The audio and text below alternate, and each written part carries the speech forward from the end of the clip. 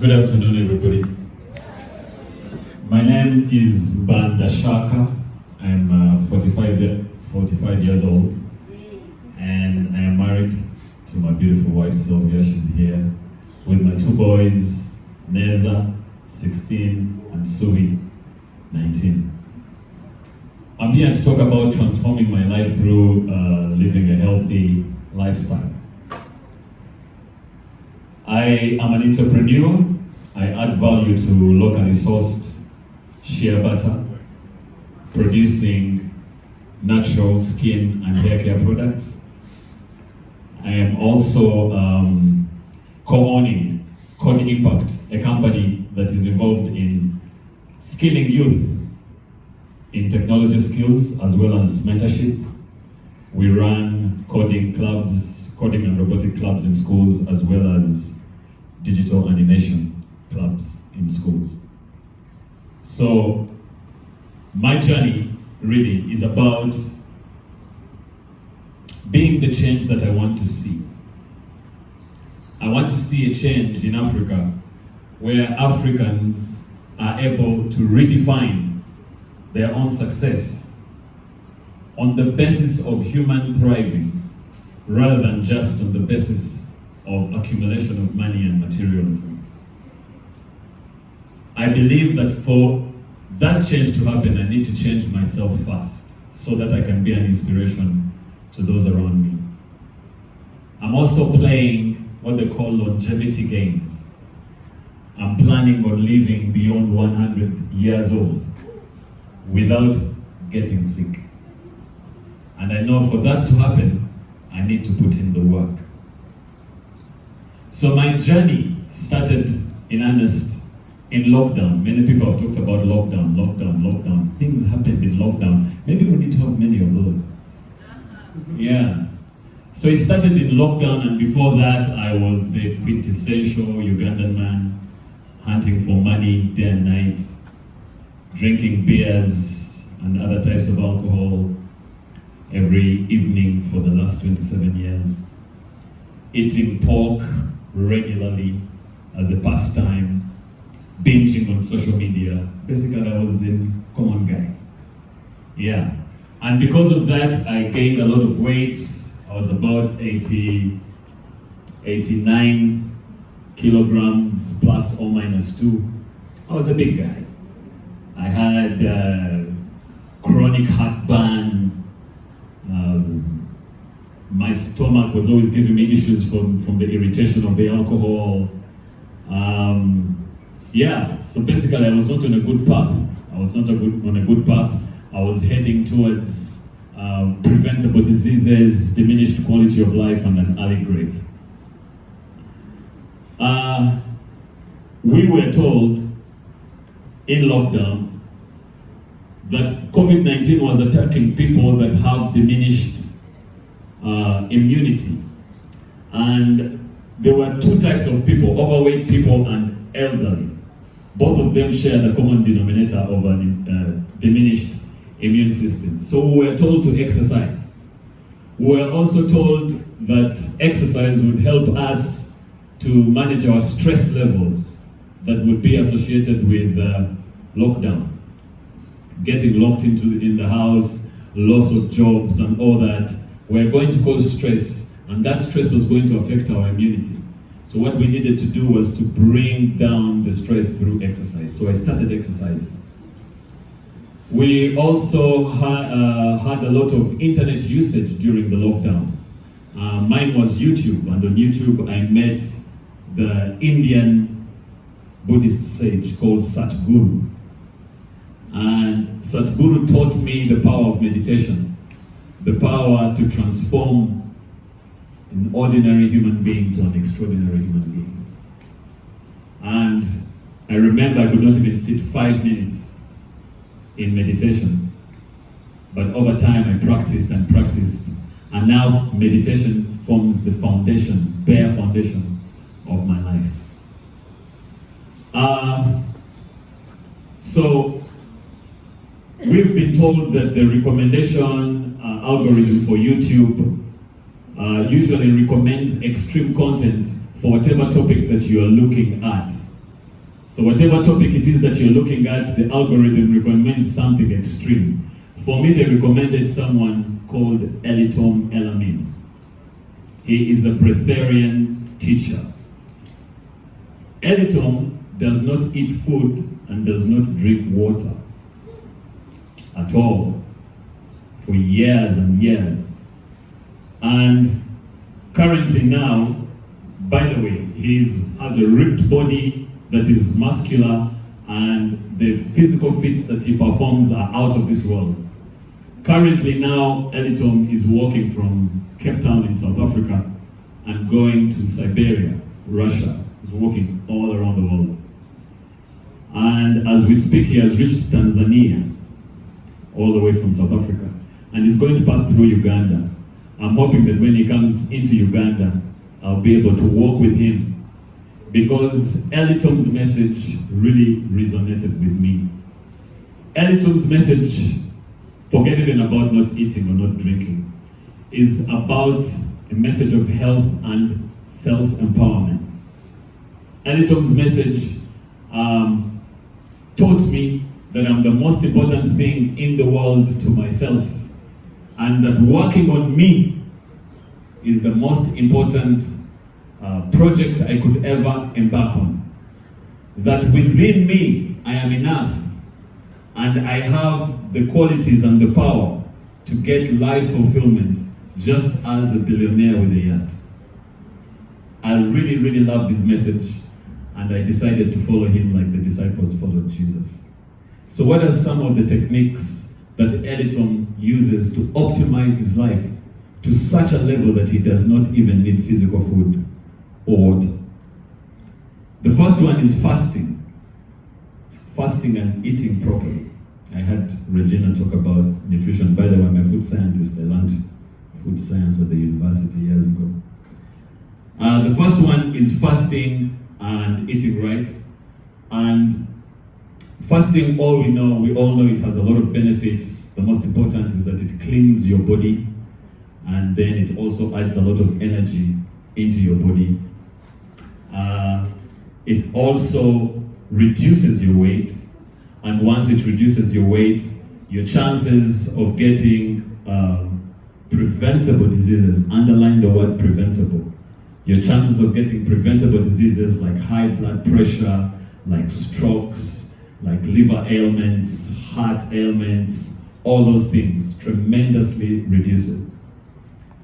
Eating right is really mostly about eating fresh vegetables, fresh fruits, whole nuts, whole grains, instead of eating meats, chickens, pizzas, all those denser foods which taste good on the tongue, trust me, I know, but which wreak havoc to your body over time by putting a strain on your body's energy reserves. When that happens, eventually you get into a life of a diminished quality of life and possibly an early grave.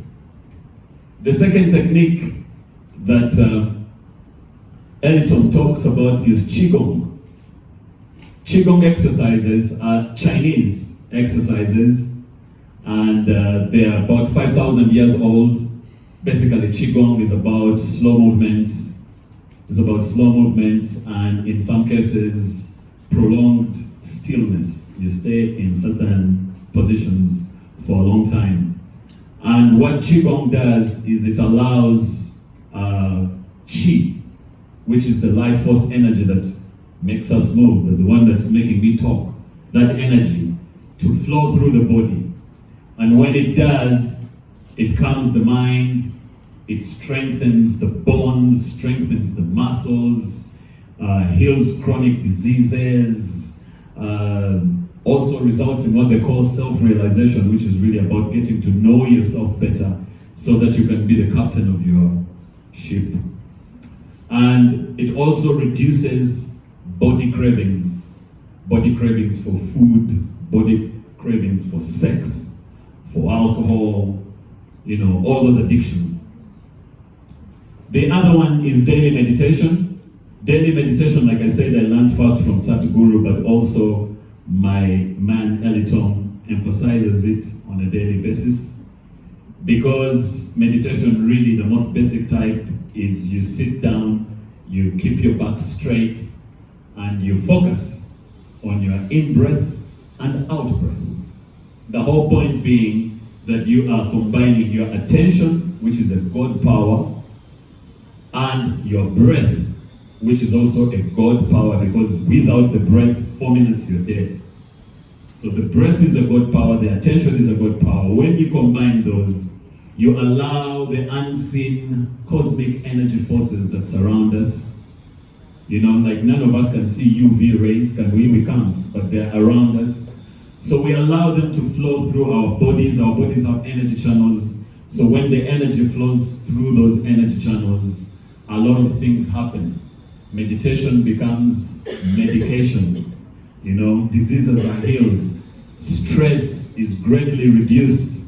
You know, the body strength, energy levels go up, immunity goes up, self-realization, cravings. Once again, like I said, we have cravings of food. We have food, which is the big one. Many of us even eat when we're not hungry. We eat because it is time to eat. We have compulsions. Let's call them compulsions. So we have compulsions of food, compulsions of sex, compulsions of power. People yearn for power. We have compulsions of social approval. People really die for social approval. So meditation is able to bring those cravings down so that you can improve your quality of life. We also have breathwork. Breathwork is a way of increasing your consciousness, or increasing basically the life force that flows through you. And there are very many different types of breathwork. I use what they call the Wim Hof breathing technique, which is basically hyperventilating. You breathe in, breathe out, breathe in, breathe out, breathe in, breathe out, about 30 to 40 times. Then you hold your breath. In my case, the first round, 1 minute, 30 seconds, until the fourth round when you are able to hold your breath for about 3 minutes. So what this breath work does is that it improves your lung capacity. And actually this improvement in lung capacity has been able to help me because I'm a long distance walker. Every week I cover 50 kilometers, 40 kilometers, you know, and I do this as a hobby. So the breath work is able to improve your lung health. It also calms you down for the whole day. Very hard for you to be annoyed. I think my family can agree, you know. Very hard for you to get easily annoyed. It boosts your immune system, and also it improves your self-realization. Finally, exercise. We all know exercise. Everyone talks about exercise. Exercise makes our bodies healthy and happy. It increases the amount of energy that is flowing through your body. We are energy beings. So when that energy flows through your body and you have excess of it, that energy will go to your creativity. That energy will go to your immune system.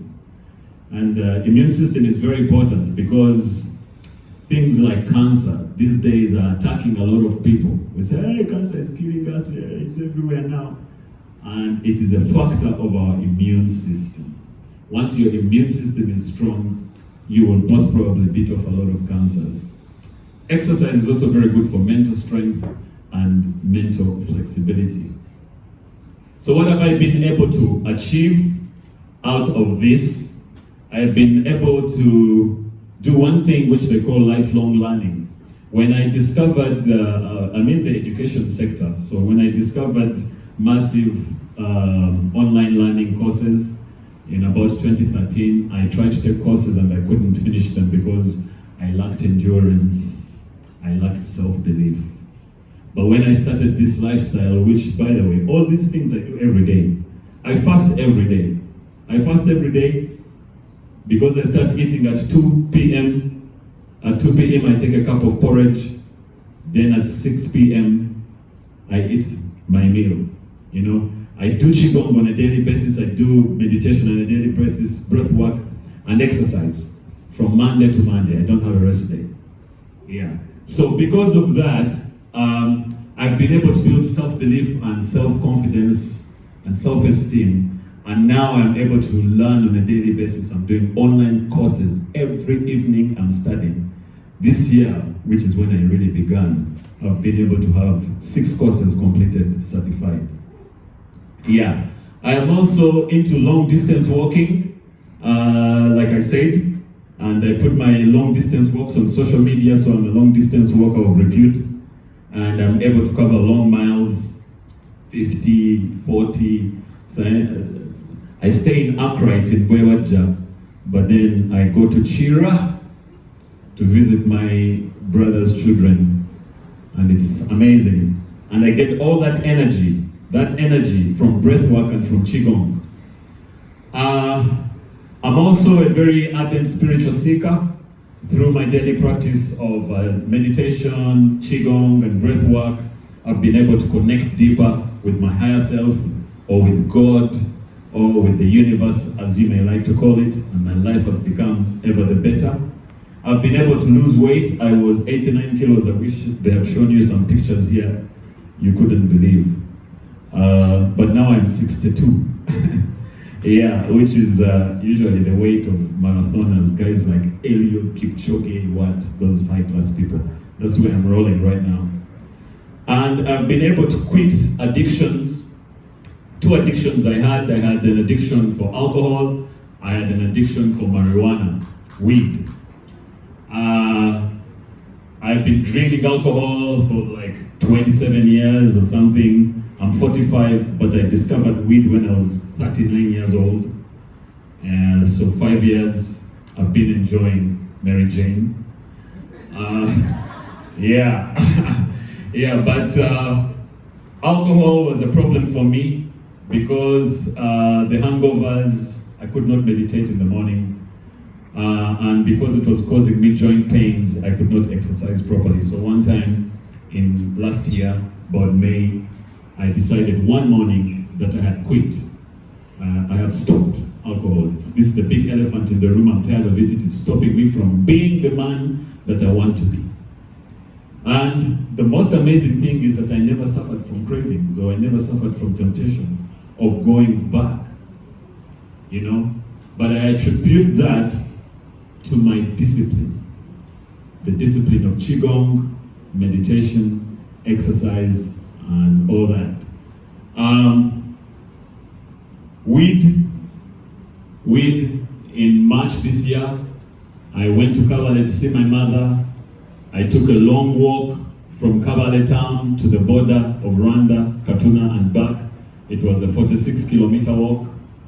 On that walk, I contemplated deeply about how weed was causing me mental fog and clouding my perception. And I agreed with myself that mental clarity, clarity of perception is very important for 2 things: for spiritual transcendence, if you really want to go further in spirituality, and also for improving my life, because I would like to live an elite lifestyle of a highest potential. And I knew that if I was going to achieve those, I needed my mind to be clear on a daily basis. So when I finished that walk, I will never forget, I told my mother, by the way, that thing you have been complaining about, I've stopped.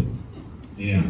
And the good thing is that, once again, there's nothing like, oh, temptation, don't be near people who are what? No, it's not there.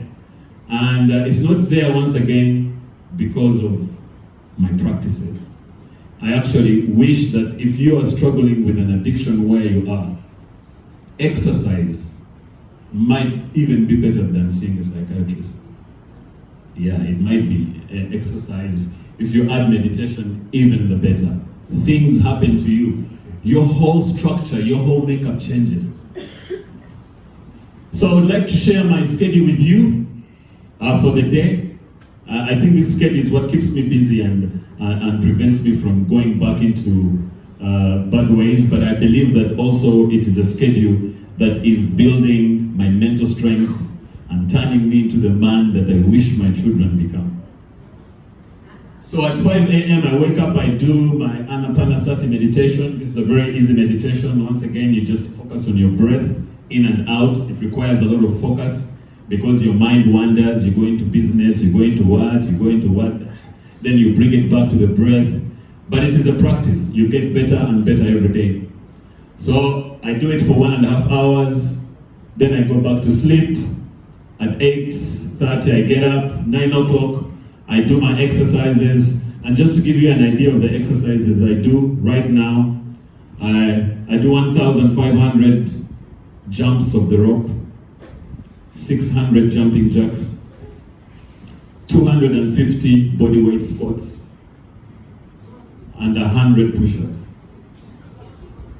After that, I do breath work, and after that, I do a chanting meditation, and I'm done.